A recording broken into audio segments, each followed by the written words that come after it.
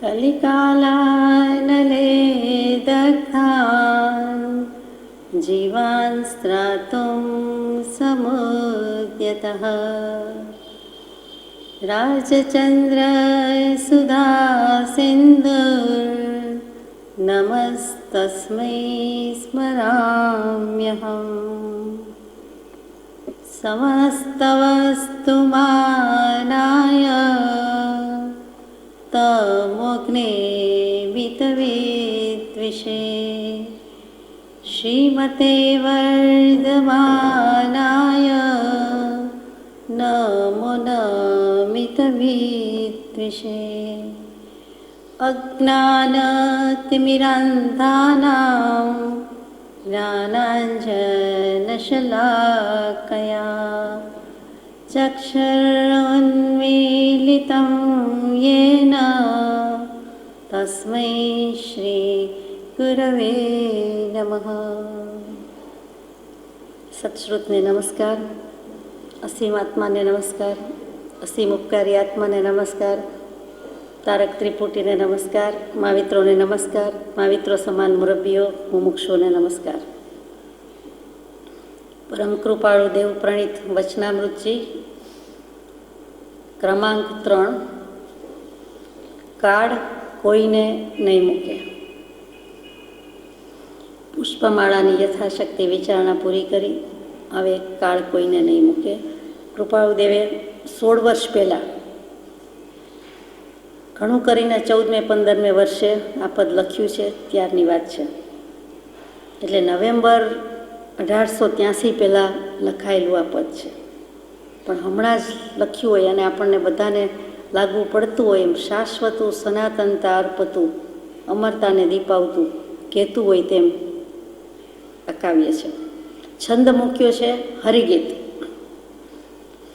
હરિના ઘણા અર્થ થાય, એમાં અહીંયા આપણે શુદ્ધાત્મા લઈએ। હરિ કહેતા વિષ્ણુ, હરિ કહેતા ઘોડો, હરિ કહેતા હાથી, હરિ કહેતા નાગ, હરિ કહેતા પ્રભુ, આ બધા હરિના અર્થ થાય। અને હરિ એટલે કોઈ પણ વ્યક્તિ જે હરણ કરી જાય છે તે, એટલે હરણ કરનાર નહીં, આપણને રાગ દ્વેષ હરાવી દે છે, હરણ કરી જાય છે, તો એ હરિ છે, ભગવાન છે। અને અહીંયા હરિ કહેતા શુદ્ધાત્મા, અને એના જેમાં ગુણલા ગવાય છે કે શુદ્ધાત્મા વડે શુદ્ધાત્માની પ્રાપ્તિ કરવા માટે જે કંઈ ગીત ગાવું, જે ગાવું કે શું કરીએ તો કાળ ઉપર વિજય મેળવવો, અથવા શું કરીએ તો સમય પર વિજયની મોર મારી શકીએ, તે હરિગીત છે, એટલે કે શુદ્ધાત્માનું ગીત છે।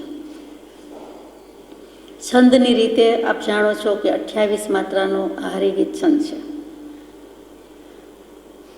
બધાને આવડતો હોય, ગાઈ શકતા હોય એવો મજાનો છંદ છે, ઘણો લોકપ્રિય છંદ છે, લગભગ લોકપ્રિય થઈ ગયો છે। આ પદથી થયો છે, બહુ પુણ્ય કેરા પુંજથી થઈ ગયો છે, અને સાથે સાથે જે રત્નાકર 25 છે એમાં પણ હરિગીત છંદથી બધા જ બહુ પરિચિત છે।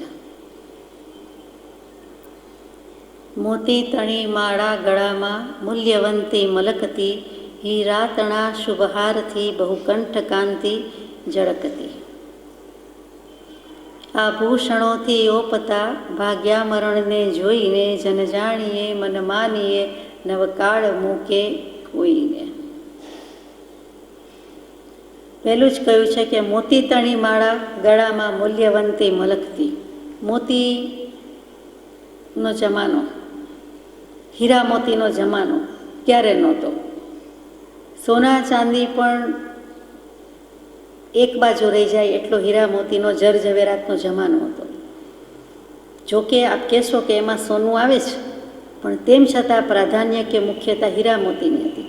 એમાં પણ મોતી, અને મોતીનું લખ્યું છે ભગવાને, જે એક મોતીના મણકામાં સારું મોતી હોય, સાચું હોય, સારું હોય, તો એમાં સમ્યક દર્શન, સમ્યક જ્ઞાન, સમ્યક ચારિત્ર દેખાય તેવું મોતી હોય।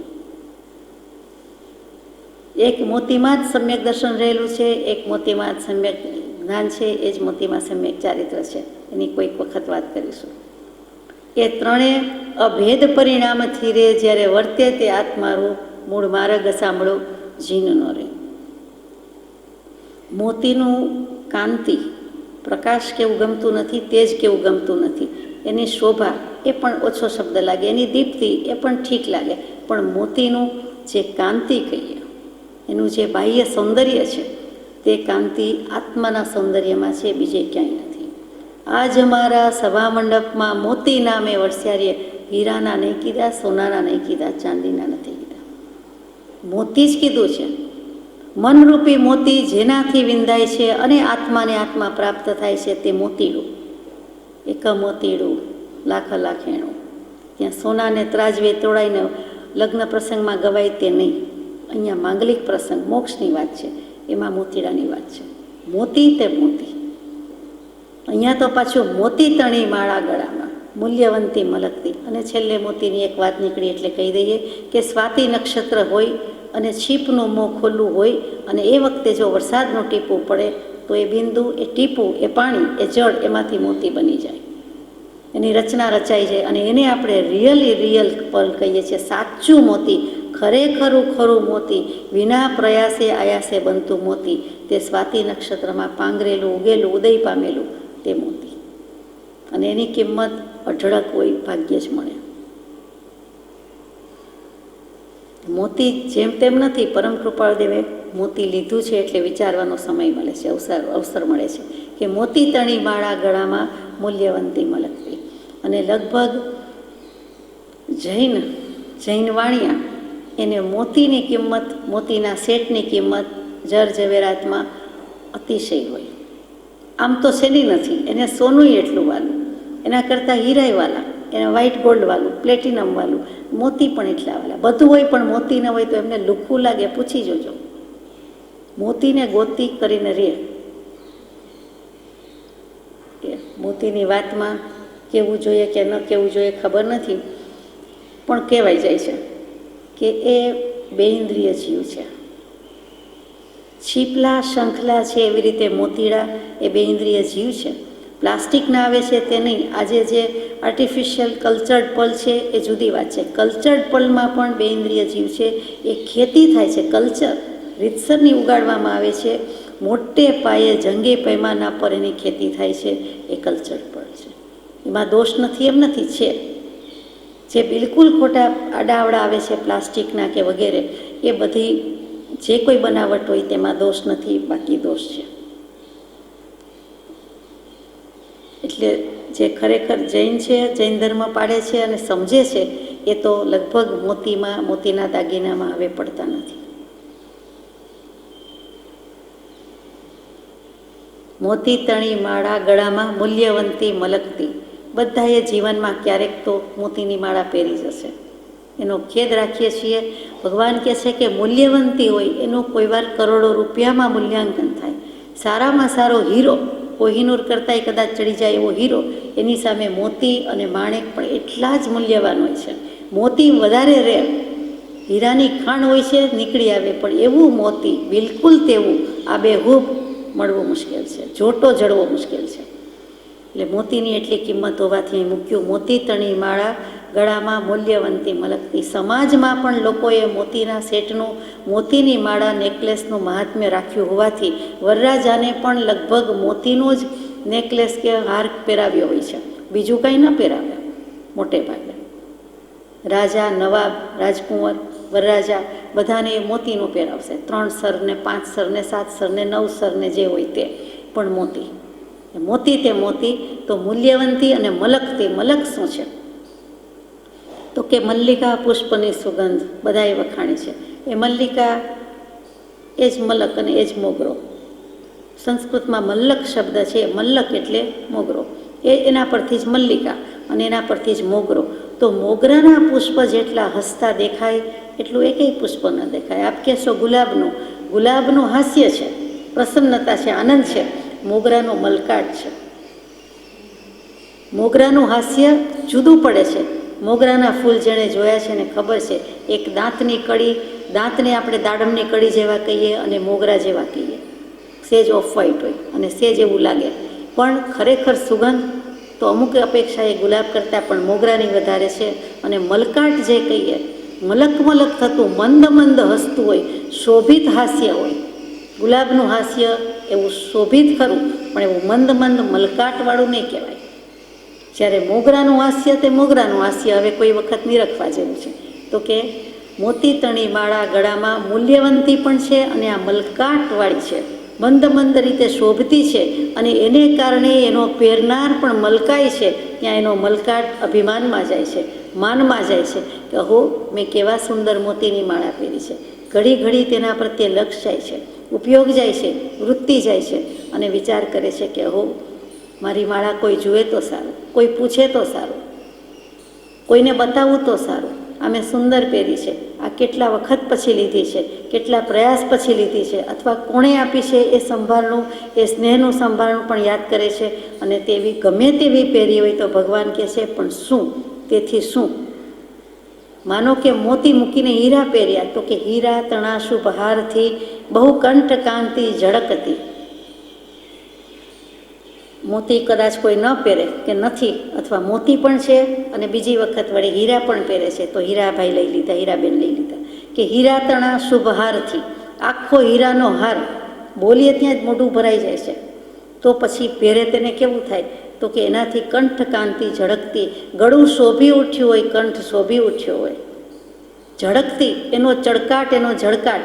માનો કે ઇલેક્ટ્રિસિટી ઓફ થઈ જાય, પાવર જતો રહે તો આવા હીરા પહેર્યા હોય તો એના જગારા મારતા હોય એટલે ઝગમગાટમાં આપણને કાંઈ ટોર્ચ ટ્યુબની જરૂર પડે ન પડે. એનું લાઇટ એવું નથી, એ તો જરા જબુક થાય છે. એની પાસે કંઈ લાઇટની જરૂર ન પડે એમ નહીં, પણ એવું કહેવાય, હસવામાં કહેવાય. તો બહુ કંઠ કાંતિ ઝળકતી, આટલા મોતી હોય તોય શું અને આવા હીરા હોય તોય શું, આભૂષણોથી ઓપતા ભાગ્યા મરણને જોઈને.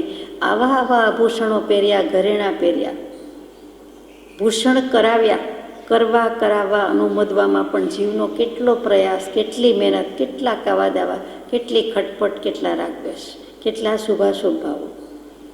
ઘરેણાએ જેમ લક્ષ્મી ઝઘડા કરાવે તેમ ઘરેણા ઝઘડા કરાવવામાં કોઈ બાકી રાખતું નથી. જિંદગીભર ન થયા હોય, કદાચ જીવનભર ન કર્યા હોય તો થયા જ હોય, નાના મોટા મનદુખ થયા હોય, પણ નહીંતર પછી બાપ દાદાની મિલકતની વાત આવે, વારસાની વાત આવે ત્યારે પણ ઘરેણા ઘરમાં મનદુખ કરાવે. નામ જ એનું ઘરેણા છે. એ પાછળ અણી આવી ઘરમાં અણીની જેમ બધાને ખૂંચે, તેનું નામ ઘરેણા. આભૂષણોથી ઓપતા ભાગ્યા મરણને જોઈને, આવા આભૂષણથી ઓપતા હતા. આપ કહેશો પૂર્વકૃત કર્મ છે, પ્રારબ્ધ છે, નસીબ છે અને હીરા મોતીના ઘરેણા છે, વસાવી શક્યા, કોઈ આપ્યા તો પ્રેમથી પહેરીએ છીએ. તો પ્રેમ ત્યાં રાખવાનો છે, સ્નેહ ત્યાં રાખવાનો છે, રાગ ત્યાં રાખવાનો છે. માનો કે એવા ઓપતા હતા, શોભતા હતા તો ભગવાન કહે છે કે એ પણ મૂકીને ચાલ્યા ગયા છે. કોઈ સાથે લઈ ગયા? આપની જાણમાં એક પણ કેસ એવો છે કે જેના અગ્નિ સંસ્કાર વખતે એના પહેરેલા હીરા મોતી સોના ચાંદી બધું જ રાખ્યું? આપણે અગ્નિ સંસ્કારમાં ગયા નથી એટલે ખબર નથી, પણ જે ગયા છે એને પૂછી જુઓ તો કહેશે કે હજુ એવા નિયમ બદલાયા નથી, હજુ ઇતિહાસમાં એવું બન્યું નથી કે એની સાથે મૂકે. તો પછી તે વસ્તુની કિંમત શું છે? કોઈ સાથે જતું નથી, કોઈ સાથે ઘરેણા વગેરે આપતું નથી. એને કાળ કોળીઓ કરી જાય છે, કોઈક તો ખાઈ જાય છે. તો કે કાળ જેવો કાળ પારધી મનુષ્ય હોય કે કોઈ પણ જંતુ હોય, આત્મા હોય, એને એ લઈ જાય છે, ઉપાડી જાય છે.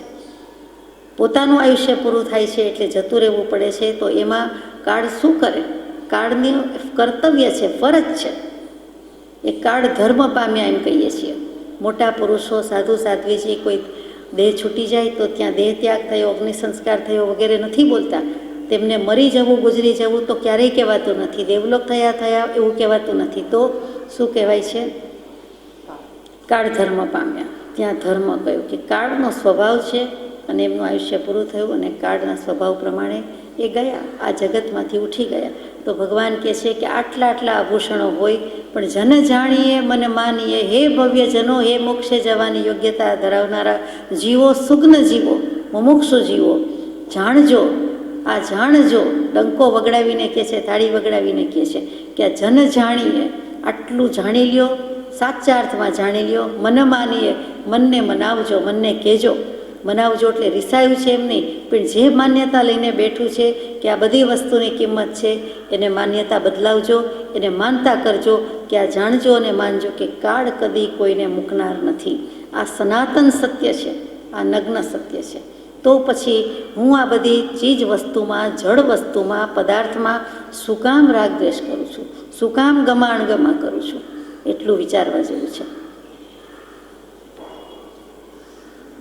ભગવાને દાગીનાથી જ શરૂઆત કરી, ઘરેણાથી જ કરી, એટલે બધાને એમ છે કે મોટે ભાગે બહેનો જ પહેરતા હોય એટલે બહેનોને લાગવું પડે છે. એમ હશે, પણ ભાઈઓ પણ કંઈ હવે કમ નથી. એ પણ થોડું પહેરે, ઓછું પહેરે, પણ જેવું તેવું તો પહેરે નહીં, કાં તો પહેરે જ નહીં, અને પહેરે તો સારામાં સારું પહેરે. કોઈક જ વાર પહેરે, પણ જિંદગી આખીની કમાણી સમાય એવું પહેરે, તો એ બધું શું માનવાનું? તો અહીંયા ભગવાને તો એ વખતે રાજાશાહી છે, નવાબી છે, એટલે બધાને લઈ લીધા છે. રાજકુંવરી હોય કે રાજકુંવર હોય, શ્રીમંત હોય, શેઠ હોય, શ્રાવક હોય કે રાજ દરબારમાં શોભતા હોય, બધાને લઈ લીધા છે. પછી પાછું ઘરેણા જ આવે છે. મણિમય મુકટ માથે ધરીને કર્ણ કુંડળ નાખતા, કાંચન કડા કરમાં ધરી કશીએ કચાસન રાખતા, પડમાં પડ્યા પૃથ્વીપતિ એ ભાન ભૂતળ ખોઈને, જન જાણીએ મન માનીએ નવકાળ મૂકે કોઈ રે. હવે રાજાની વાત આવી, આપણા ઉપરથી ગયું. મણિમય મુગટ માથે ધરીને, મણી શું? કોઈ પણ જર ઝવેરાતને આમ તો મણી કહેવાય. બહુમૂલ્ય જે કોઈ રત્ન છે તેને મણી કહેવાય. કોઈ પણ કિંમતી પથ્થર છે, કોઈ પણ જેમ સ્ટોન્સ છે, કોઈ પણ જ્વેલરીમાં વપરાય તેવો સ્ટોન છે, તેને મણી કહેવાય. આપણે મણી એટલે રૂબી કહીએ છીએ, તે આપણા સ્થૂળ અર્થથી કહીએ છીએ, તેને માણેક કહીએ છીએ. અહીંયા મણીની વાત છે. મણી અને માણેકમાં ફેર લગભગ સાથે બોલાતું હોય, પણ આ મણી છે.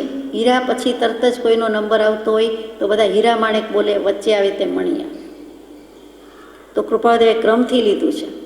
તો મણી લીધું કે મણીવાળો મુગટ હોય, આખા મુગટમાં જાત ભાતનું જર ઝવેરાત હોય, કેટલાય સ્ટોન્સ, જેમ stones, semi precious, precious stones પારવીનાના હોય. અને રાજાના મુગટ, રાજમુકુટની વાત છે. અહીંયા તો એકલો મુગટ છે. દેવો પહેરે તે આવી ગયો, રાજા પહેરે તે આવી ગયો. મુગટ તે મુગટ, મુકુટ તે મુકુટ, અને એમાં મણી સેન્ટર પીસ જે હોય, મુગટ છે સેન્ટર પીસ છે. મુગટમાં જે મણી વચ્ચે છે તે વચ્ચે રહેલો હોવાથી એને કેન્દ્ર સ્થાને સેન્ટર પીસ કહે છે. એ તો અતિશય મૂલ્યવાન છે. એટલું પહેર્યું છે, પછી કાન ક્યાં જાય? માથાની નીચે તરત જ બાજુમાં કાન આવે. મુગટ પહેર્યું હોય તો મુગટ જેની દોરી કે જે કાંઈ એનું સ્થાન છે એ કાનની ઉપર આવે, એટલે તરત જ કાન પછી ખાલી હોય તો સારું ન લાગે, એટલે કાનમાં કુંડળ. કર્ણ કુંડળ નાખતા, કુંડળ આવે એટલે આપણને કર્ણ રાજા યાદ આવે. ચાઈને કર્ણ રાજા કહું છું, એ દાનેશ્વરી કર્ણ, એના કાનના કુંડળ, જેની ઇન્દ્ર મહારાજે યાચના કરી અને કુળ કપટથી આગળ બધું ચાલ્યું, પણ કહેવાયું એ દાનેશ્વરી કર્ણ. આવા કાન સોનાના બહેનો પહેરે છે, હીરાના પહેરે છે, મણીમાણેકના પહેરે છે. ભાઈઓ કુંડળ પહેરતા. કાંચન કડા કરમાં ધરી, કાંચન સોનું, સોનાના કડા કરમાં ધરી, હાથમાં સોનાના કડા પહેરે છે. કશીએ કચાશ ન રાખતા, એ કડામાં કોઈ કચાશ કમી ન હોય. એની કોતરણી જુઓ, કડું કહેતા એમાં થોડીક કોતરણી, ઇન્ટ્રીકસી, નકશીકામ આવે જ આવે. એ કડા અમુક જગ્યાના જ વખણાય, આપણે એમાં પડતા નથી. એ કાંડાનું ઘરેણું હોવાથી કડા કહેવાય છે. લખતી વખતે ધ્યાન રાખવું પડે કે કડા લખ્યું કે કાંડા લખ્યું.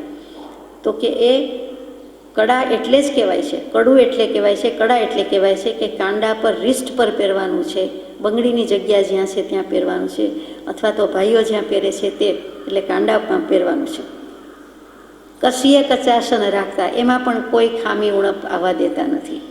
પણ એવા બધા રાજા, એવા રાજકુંવરો, એવા યુવરાજો કે જે કોઈ હોય તે પડમાં પડ્યા પૃથ્વીપતિ, એવા પૃથ્વીપતિ એટલે રાજા જ, પ્રજાના પાલક. ભાન ભૂતળ ખોઈને એ ભાન ગુમાવી દે છે, અને ઘરેણાના ભારથી, ઘરેણાના ભાર સાથે શરીર તો પડી જાય છે પૃથ્વીપટ ઉપર. ભોંય ભેગા થઈ ગયા, ભોંય તળિયે પડી ગયા, ધરતી ઉપર ધપ દઈને બેસી ગયા. યુદ્ધ ખેલતા હોય, ઘરેણા પહેર્યા હોય, ક્યાંય પણ ગયા હોય, યુદ્ધ સિવાય પણ મરણ તો આવે, તો બધે જ આવે. તો એ વખતે ઘરેણાથી સજ્જ હોવા છતાં એવા ભલભલા રાજા પણ પૃથ્વી ઉપર ભોંય ભેગા થઈ ગયા છે, ધરતી ભેગા થઈ ગયા છે, ભૂતળ પૃથ્વીના પટ પર આવી ગયા. ગમે તેવા રથમાં બેઠા હોય નીચે આવી ગયા. પડે છે એટલે દબ દઈને પડે છે. દેહ છૂટે છે, જ્યાં છે ત્યાં ભાન ગુમાવી દે છે, અથવા ભાન છે, પ્રકાશ છે તો બધું છે, નહીં તો કાંઈ નથી. તો એ ભાન ગુમાવી દીધું.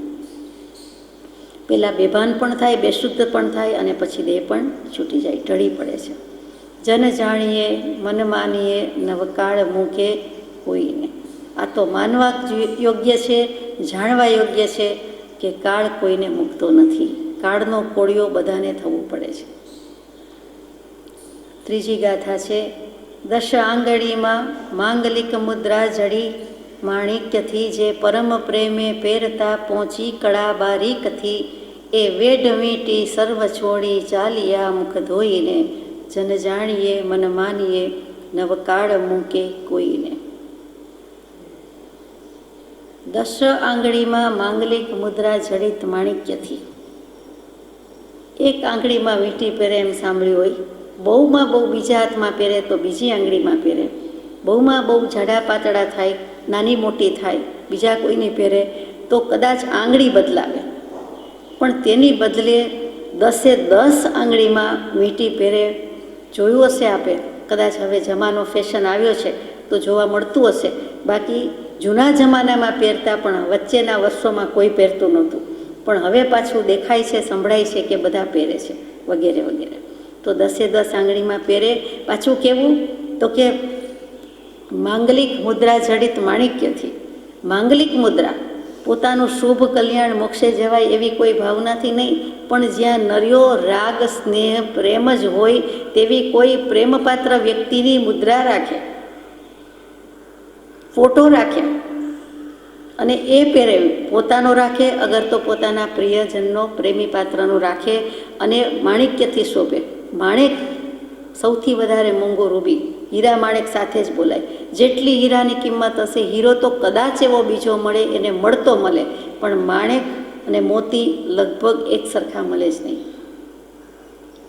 આ જર ઝવેરાતવાળા જ વધારે જાણે, જ્વેલરી બિઝનેસવાળા વધારે જાણે. આ તો આપણે આપણી રીતે કહીએ છીએ.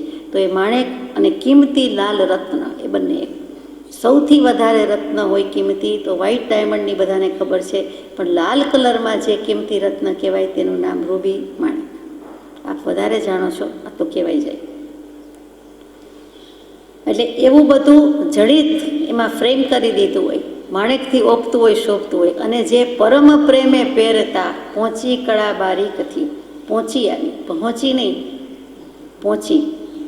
પહોંચી જ કહેતા હશો આપ. હાથમાં પહેરે તે બંગડી, લકી, બ્રેસલેટ અને કડા, એ જગ્યાએ જે પહેરાય છે, જે જગ્યાએ કડું કાંડા ઉપર, ત્યાં જ આવું આવે તે પહોંચી. મોટે ભાગે બાળકો પહેરતા હોય, હવે તો બધા મોટા પહેરતા હોય તો નવાય નહીં, તો પહેરતા હશે એટલે જ લખ્યું છે, જે પરમ પ્રેમે પહેરતા પહોંચી કળા બારીકથી. પ્રહુંચ ઉપરથી પહોંચી થઈ ગયું. પહેલું પહોંચવું, આપણે એક જગ્યાએથી બીજી જગ્યાએ તો પહોંચવું, પહોંચી ગયા કહીએ. વળી અહીંયા પોકી ગયા બોલ્યા, આપણને જરા જુદું લાગે. પોકી ગયા એટલે એ જ પહોંચી ગયા, અને એ પહોંચવું છે, આ પહોંચી છે. વચ્ચે એપોસ્ટ્રોફી એસ મૂકે, પહોંચી. નહીંતર પહોંચી એટલે ઢીલી પહોંચી થઈ જાય. આ પહોંચી, આ ભાષા જુઓ, એવી કળા બારીકથી, એની ઇન્ટ્રીકસી, એની નકશી બીજે ક્યાંય જોવા ન મળે, દુર્લભ હોય એવી પહેરે. એ વેઢ વીંટી સર્વ છોડી ચાલિયા મુખ ધોઈને. એ વેઢલાને વીંટી બધું જ છોડીને ચાલ્યું જવું પડે છે.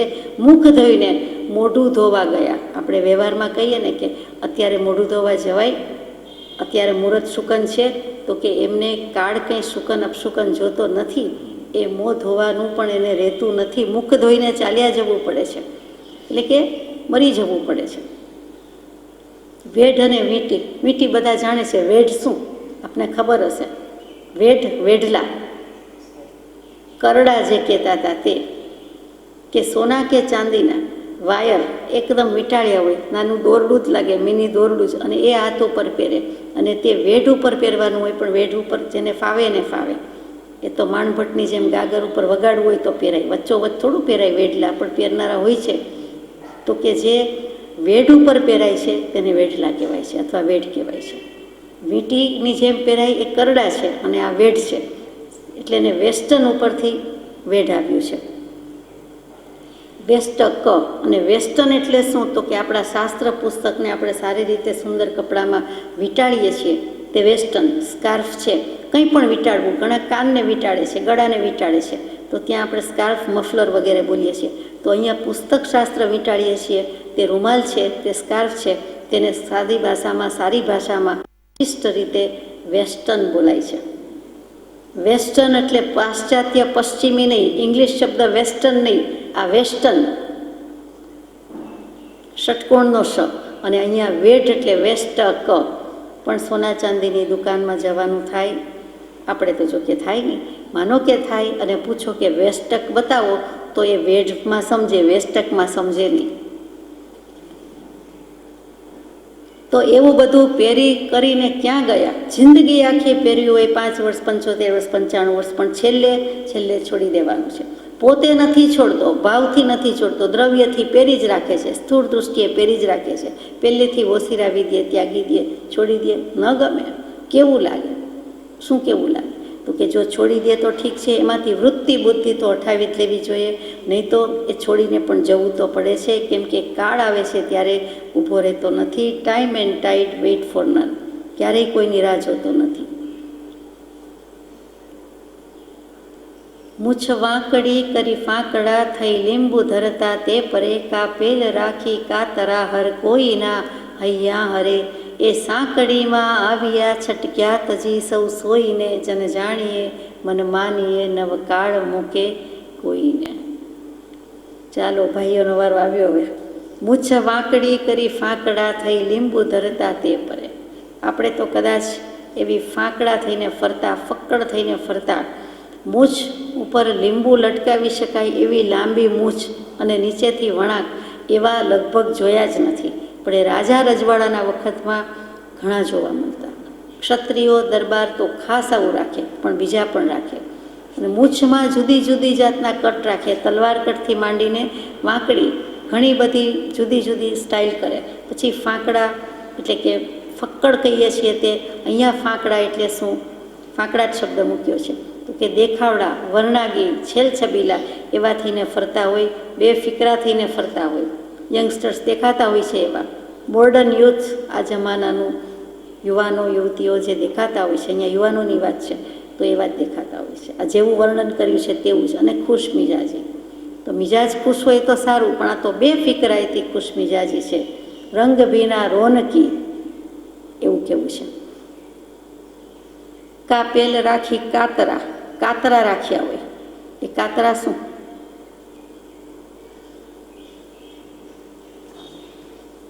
કાનસ કહીએ છીએ તે. કાનની બાજુમાં જે વાળ છે એને જુદા જુદા શેપ આપે, ફેશન કરે, સ્ટાઇલ કરાવે વગેરે. એની મરામતમાં દિવસની ઘણો ટાઈમ આપે, ઘણી મિનિટ આપે. આખા દિવસમાં હાથ વારંવાર ત્યાં જતો હોય તો કેટલી મિનિટ થાય? અને એ કર્યા જ કરે, કન્ટિન્યુઅસ કર્યા કરે. કોઈના હાથ સીધા લગભગ હોય નહીં. એના માથાના વાળ જે નાખી દેવાની ચીજ છે.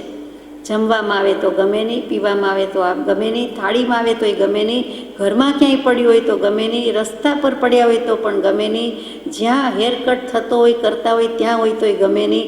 તો ગમે ક્યાં, એક પોતાના માથા પર તો ગમે છે તો કપાવે છે શું કામ? પ્રશ્ન છે. વાળ મોહનું કારણ છે. વાળની મરામત કરે છે, તેલ વગેરે નાખે છે. અહીં વધારે મારે કાંઈ કહેવું નથી. આપણો અનુભવ છે, આપણે જાણીએ છીએ. તે શું છે? વાળને સાફ રાખવા, વાળ વધારવા, વાળ ઘટાડવા, વાળને અમુક હેરસ્ટાઇલ કરાવવી, અમુક રીતે સેટ કરવા, પછી એને પોષણ મળે એટલે તેલ વગેરે નાખવું. ઘી નાખે નહીં, તેલ ઘી બંને હોય નહીં. જેલ શું છે? તેલ ઘીની વચ્ચેનું જ છે ને. નથી તેલ ને નથી ઘી. ઘી જ લાગે, વેસેલીન નાખ્યું એવું લાગે. જેલ શું છે? મને તો ઘી જ લાગે. તો એક બધું કરીને શું કરે છે? તો કે સાફ સૂફ રાખે, સાર સંભાળ રાખે.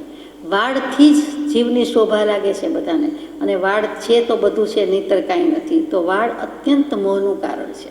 માટે સાધુ સાધ્વી જે પંચમુષ્ટિ લોચ કરે, મસ્તક પરના વાળ વસીરાવી દે, મુંડન કરાવી નાખે. જોકે મોડર્ન ટાઈમ્સમાં તો એવા ટાલિયા હોવું કે માથા મુંડન કરાવેલા હોવું એ ફેશન ગણાય છે. આપણે એમાં જતા નથી. તો કાપેલ રાખી કાતરા હર કોઈના હૈયા હરે.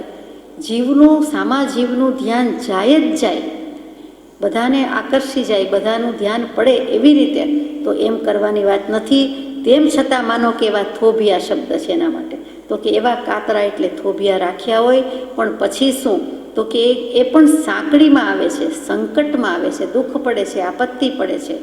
છટક્યા તજી સૌ સોઈને, બધી જ સોઈ એટલે સગવડ સુવિધા, બધી જ ફેસિલિટીઝ એમ્યુનિટીઝમાં રહેતા હતા. સંપૂર્ણ રીતે શાતાકારી સાધનો વચ્ચે વસતા હોવા છતાં, વ્યવસ્થિત રીતે રહેતા હોવા છતાં, વેલ સેટ ગમે તેવા હોવા છતાં એ સોઈને એ સગવડને પણ મૂઈ કરી નાખવી પડી છે અને એ જતા રહેવું પડ્યું છે. શું કામ તો કે જવાનો સમય આવ્યો, આ કોઈ સુખ સગવડ સાહેબીના સાધન ખપ લાગ્યા નહીં, લેખે લાગ્યા નહીં. ગમે તેવું મોડર્ન ધ લેટેસ્ટ ઇક્વિપમેન્ટ સર્જરીમાં હોય, હોસ્પિટલમાં હોય, ઘરમાં હોય, પણ જ્યારે સમય આવે છે ત્યારે આત્મા કોઈની શરમ રાખતો નથી, કેમ કે આત્માએ બાંધેલા કર્મ એ ન રાખે કોઈની શરમ.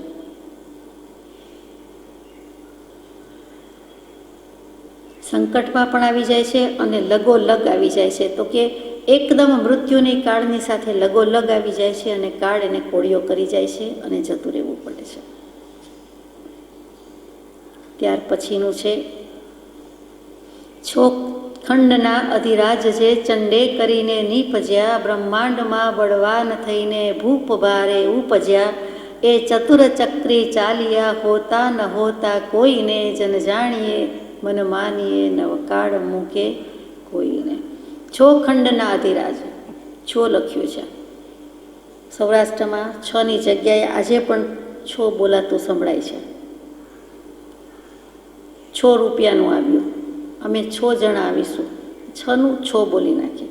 ગામઠી સ્ટાઇલ છે, એક રૂઢિ થઈ ગઈ છે, રૂઢિગત છે, એટલે વ્યવહારમાં એવી ભાષા બોલાય છે. જેમ ચાલો હાલોનું હેંડો કરી નાખ્યું તેમ, તો 6નું છો બોલે.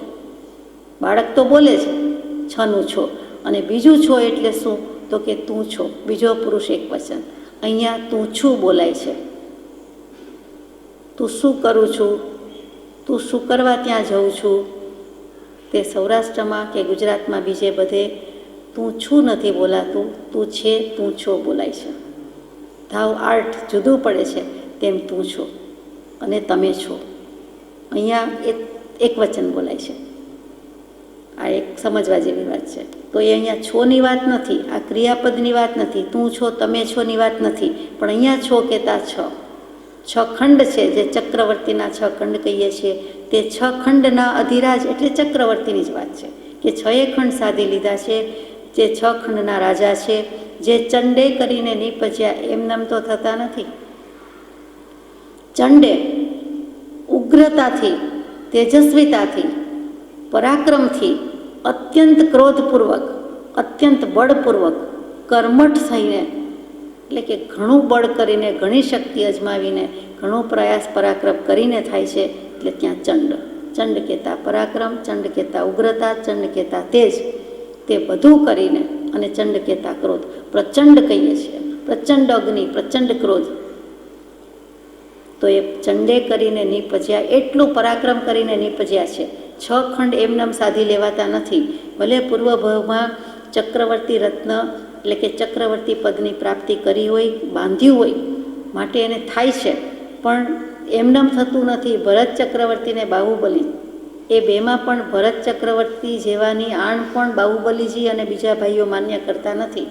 તો બીજાની ન કરે એમાં નવાઈ નહીં, અને યુદ્ધો ખેલવા પડે છે. ભરતજી જેવા ભરતજીએ 60,000 વર્ષ યુદ્ધ ખેલ્યા.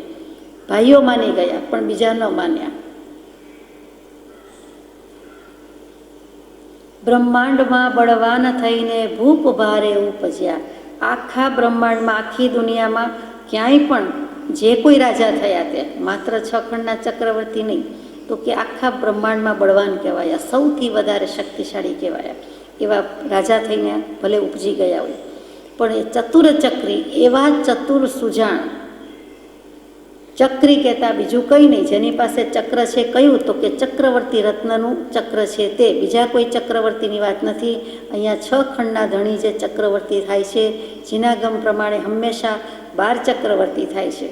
ઉત્સર્પિણી કાળ હોય કે અવસર્પિણી કાળ હોય, 12 ચક્રવર્તી થાય, 24 તીર્થંકર દેવ થાય, 9 બળદેવ, 9 વાસુદેવ, 9 પ્રતિવાસુદેવ.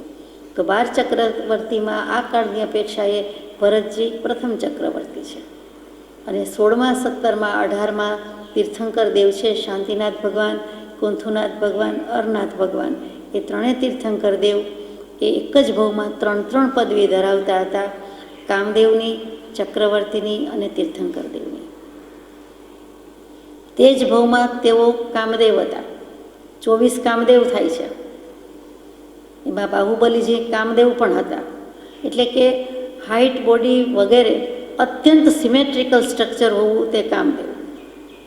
રૂપના અંબાર કયો, તેજના અંબાર કયો, બધું જ અત્યંત સુવ્યવસ્થિત એવા 24 જ થાય છે. 24 તીર્થંકર દેવ, તેવી રીતે 24 કામદેવ. અને તેમાંના એક તો આપણે વાત કરતા હતા બળદેવ, વાસુદેવ, પ્રતિવાસુદેવ વગેરે થાય છે તેમ. તો અહીંયા આવા ચક્રવર્તી થઈ ગયા. 3 તીર્થંકર દેવ કામદેવ હતા, પછી રાજા હતા એટલે ચક્રવર્તી થયા. બધા રાજા ચક્રવર્તી નથી થતા. 24 તીર્થંકર દેવમાં આ 3 ભગવાનને જ એવો યોગ હતો, એવો કર્મનો ઉદય હતો. એ ચક્રવર્તી પદને પણ ઠુકરાવ્યું અને તે જ ભવે સર્વસંગ પરિત્યાગી થઈને ચક્રેશ્વરી, રાજેશ્વરી, તે નરકેશ્વરી થવાના બદલે સિદ્ધેશ્વર થયા, સિદ્ધ પરમાત્મા થયા.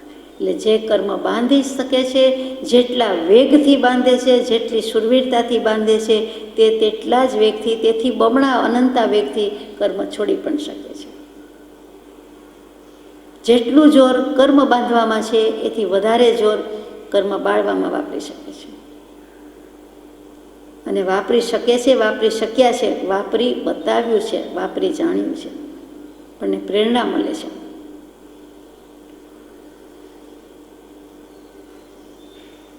એ ચતુરચક્રી ચાલ્યા, હોતા ન હોતા કોઈને. એ હતા ન હતા થઈ ગયા. એ જ્યારે ઋષભકૂટ પર્વત પર પોતાનું નામ લખવા જાય છે, પોતાનું નામ પોતે કોતરીને જાય છે, એવી એક સિસ્ટમ છે, એવી એક પ્રણાલિકા છે, સિરસ્તો છે. અત્યારે એવો નથી. અત્યારે પાછળથી બધી તકતી મુકાય છે અથવા કોઈ બીજી વ્યક્તિ તકતી મૂકે છે, જ્યારે આમાં તો પોતે જ પોતાનું નામ કોતરવા જાય છે. એક વિધિ છે, એના અમુક રત્નથી, કાકીણી રત્ન છે એનાથી જ લખાય. આપણા એન્ગ્રેવરથી ન ચાલે, સીધું સાદું ટાંકણું ન ચાલે. એનાથી લખે છે ત્યારે જુએ છે, અહો અનંતકાળમાં અનંત ચક્રવર્તી થયા છે, જગ્યા નથી આ પર્વત પર, અથવા ક્યાં લખું, કોઈ જગ્યા દેખાતી નથી. જેમ 5 ક્લોઝેટ ભરીને કપડાં હોય, 500 જોડી કપડાં હોય, તો કે શું પહેરું, 100 જોડી કપડાં શું પહેરું, 10 જોડી કપડાં શું પહેરું. 1થી વધારે થયું, 2થી વધારે થયું એટલે ચોઈસ આવે, એટલે પસંદ કરવાનો વારો આવે, વિકલ્પ લાવે. 3 હોય તો પણ આ પહેરું કે આ. તો પછી જેમ જેમ વધતા જાય તેમ તેમ વિકલ્પ વધતા જાય. સીધું સાદું ગણિત છે. તો એવા ચક્રવર્તી તે રત્નથી નામ લખે છે અને ત્યાં વૈરાગ્ય પામે છે. કહું આ પણ નાશવંત છે, શાશ્વત કંઈક બીજું છે. આ નાશવંતમાં હું વાંચું છું. આ પહાડ, આ વગેરે નામ 3 કાળમાં 3 લોકમાં મારું ભરત ચક્રવર્તી એવું કોઈ નામ નથી, એવો કોઈ પદાર્થ નથી. આ ભવમાં ભરત નામ છે, આગલા ભવમાં, પછીના ભવમાં શું, અથવા એ કંઈ શાશ્વતો પદાર્થ નથી. એ તો નામ ઘાટ બધું અપાયેલું છે, થોડાક સમય માટેનું છે. પણ મારું ખરું સ્વરૂપ, ખરું શાશ્વત સુખ કંઈક જુદું છે અને ત્યાં જવું છે. ત્યાં નામ લખવા ખાતર લખે છે. વિજય મેળવીને થાકેલા તો હોય જ છે, પણ સંસાર ભવથી, સંસાર સાગરથી પણ થાકેલા છે, પૂરેપૂરા થાકેલા છે. હવે એક આ કામ પૂરું થયું. ચક્રવર્તીનો જોબ હતો, નામ લખાવ્યું હતું, એટલે કે નામકર્મ બંધાઈ ગયું હતું, એ પૂરું થયું. અને પછી વૈરાગ્ય સભર પાછા આવે છે અને સર્વસંગ પરિત્યાગ કરે છે. ભરતેશ વૈભવ વાંચીએ, ભરતેશ્વર ચરિત્ર વાંચીએ તો ભરતજીના વૈરાગ્યની ઝાંખી થાય એવું છે. એનો વૈરાગ્ય કમ નથી. યુદ્ધો ખેલ્યા હોય, માથા ઉડાવ્યા હોય, અને તેમ છતાંય જ્યારે ઋષભદેવ ભગવાન એમ કહે કે તમારા ભાવ, ભરતજીના ભાવ કેવા, તો કે ગણધર જેવા, વિતરાગ જેવા. કેવી રીતે બને? યુદ્ધ ખેલતી વખતે, હિંસા આચરતી વખતે, સ્થૂળ દેખીતી હિંસા છે તે વખતે તેના ભાવ કેવા, તેની અનાસક્તિ કેવી. તે દેહને મારો માન્યો નથી. બીજાના દેહને ન માને તો સમજાય, પોતાના દેહને મારો માન્યો નથી. દેહ ભાવ નથી, સંસાર ભાવ નથી. આ બાંધ્યું છે, ઉદયમાં આવ્યું છે ને તલવાર ખોટે ખોટી, જેમ સ્ટેજ પર ડ્રામામાં નાટકમાં રહ્યા હોઈએ ને થોડા વખતનો રોલ પૂરો કરવાનો હોય, બધું મેક બિલીવ, બધું ખોટું, જાદુ જેવો જાદુ, હાથ ચાલાકી છે, કંઈ ખરેખર એમ થતું નથી. તલવારથી એકના બે કટકા કરી નાખતા નથી. પણ જેમ લાગે છે તેમ આપણે પણ આ સમજવાનું છે કે લાગે છે. સકલ જગત તે એંઠવત અથવા સ્વપ્ન સમાન. આ સ્વપ્નો છે, થોડાક સમય પૂરતું આવેલું નાટક, શો, ખેલ ભજવી જવાના છે. પિતા પુત્ર, માતા પુત્રી વગેરે આપણે મોરા પહેરીને આવ્યા છીએ, માસ્ક પહેરીને આવ્યા છીએ, એથી વિશેષ કાંઈ નથી. જે તે વ્યક્તિના લેણદેણ છે તે આ ભવે આ રીતે પૂરા કરવાના છે, નવા બાંધવા નથી, જેથી ફરીથી જન્મ મરણ ઊભા થાય, ફરીથી લેણદેણ થાય. તો આવા ચક્રવર્તીનો પણ ભરપૂર વૈરાગ્ય, સર્વસંગ પરિત્યાગ, અને સર્વસંગ પરિત્યાગની પહેલાં આરીસા ભુવનમાં એ ગૃહાશ્રમી ભરત રાજાને અરીસામાં જોતા જોતા, સ્વરૂપ નિરખતા નિરખતા પોતાની દૃષ્ટિ પોતાના પ્રત્યે પડતા પડતા આત્મ પ્રત્યે દૃષ્ટિ ગઈ અને કેવળ જ્ઞાન થાય છે. પહેલાં પણ પડી હશે, આંગળીથી વીંટી શોભે છે કે વીંટીથી આંગળી શોભે છે, એનો ઉત્કટ ઉહાપો, એકદમ મનોમંથન, અને એની જ્યારે ચરમસીમા આવી ગઈ ત્યારે કેવળ જ્ઞાન થયું. ત્યાં ને ત્યાં કેવળ જ્ઞાન થયું. કેવી દશા હશે! એટલે ગૃહાશ્રમમાં કેવળ જ્ઞાન નથી એમ નથી, ગૃહાશ્રમમાં મોક્ષ નથી એમ નથી. ભલે પછી ભરતજીએ દીક્ષા લીધી એમ કયો અને સર્વસંગ પરિત્યાગી થયા, મોક્ષે ગયા, પણ ન લે તો પણ મોક્ષ છે, હોય તો પણ મોક્ષ છે. મરુદેવા માતા દીક્ષા લીધી નથી, હાથીના હોદ્દે, હાથીની અંબાડીએ મારો ઋષભ કરતા હતા અને એમાંથી મોક્ષને પામ્યા. દર્શન કરવા જતા હતા તો કે એવા ભાવથી કે એને તો મારી કંઈ પડી નથી, માં યાદ પણ આવતી નથી, એમ કહેતા કહેતા મારો ઋષભ. પ્યોર રાગ હતો, સ્નેહ ભાવ હતો, અને એ સ્નેહને ગયો દેહથી ને માર્ગ સાચા મિલ ગયા, છૂટ ગયે સંદેહ, હોતા સો તો ભિન્ન કિયા. જે દેહને મારો માન્યો તો એ ભિન્ન ગણ્યો, ભિન્ન માન્યો. એનું નામ મોક્ષ, એનું નામ સ્વરૂપનું ભાન, એનું નામ સ્વભાવનું ભાન, એનું નામ કેવળ સ્વભાવ પરિણામી જ્ઞાન, તે કેવળ જ્ઞાન. ચક્રી કહીએ એટલે સુદર્શન ચક્ર પણ આમાં આવી જાય, લેવું હોય તો શ્રી કૃષ્ણ મહારાજાનું સુદર્શન ચક્ર મુદ્રા જોઈ છે આપણે, એટલે ખબર છે કે કેલેન્ડરમાં બતાવ્યું હોય, કોઈ પણ પિક્ચરમાં બતાવ્યું હોય તો સુદર્શન ચક્ર શું છે? સુદર્શન ચક્ર જે આવે ત્યાં અંટાઈ જાય, ફસાઈ જાય, મરી જાય. સુદર્શન સમ્યક દર્શન રૂપી ચક્ર છે, એની પાસે વિભાવ પ્રભાવ મિથ્યાત્વ બધું હણાઈ જાય, આવે જ નહીં, સ્પર્શે જ નહીં. સુદર્શન ચક્ર એમ જ આંગળી પર રહે, પોતાનું સમ્યક દર્શન ગુમાવતા નથી, જતું રહેતું નથી. ગમે તેવી રીતે એમને વર્તના કરવી પડી છે. શ્રી કૃષ્ણ જીવન ચરિત્ર આપણે જાણીએ છીએ એટલે કહેવાની જરૂર નથી. તો એ જીવનચર્યામાં એમને જાત ભાતનું વિધિ વિધાન કરવા પડ્યા છે. કંઈક પ્રકારની એમની ચેષ્ટા હતી, કંઈક પ્રકારની કુને વાપરવી પડી છે, કંઈક પ્રકારની નીતિ આચરવી પડી છે. મહારાજા છે, પણ શ્રી કૃષ્ણ રાજા ક્ષાયિક સમ્યક દૃષ્ટિ, ક્ષાયિક સંકિત લઈને ગયા, અને ક્ષાયિક સંકિતના ધણીને કોઈ દુઃખ નથી, અને તે ભાવિ તીર્થંકર દેવ છે. જૈનો પણ જેને પૂજવાના જ છે, આજે પણ શ્રી કૃષ્ણ મહારાજા પ્રત્યે આપણને ક્ષાયિક સમ્યક સ્થિતિ હોવાથી, ક્ષાયિક સમ્યક દર્શન પ્રાપ્ત હોવાથી પૂરેપૂરું માન છે, બહુમાન છે, ભાવ છે.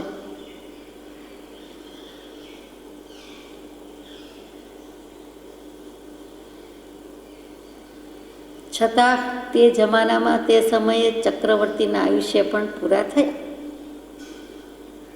ભરત ચક્રવર્તીના લાંબા આયુષ્ય હતા, શ્રી કૃષ્ણ મહારાજા વાસુદેવ હતા એના કરતાં ઘણા ટૂંકા હતા, તો પણ છેલ્લે પૂરા થાય છે. કોઈને કોઈ રોકી શક્યું નથી, રાખી શક્યું નથી, આપણે જાણીએ છીએ.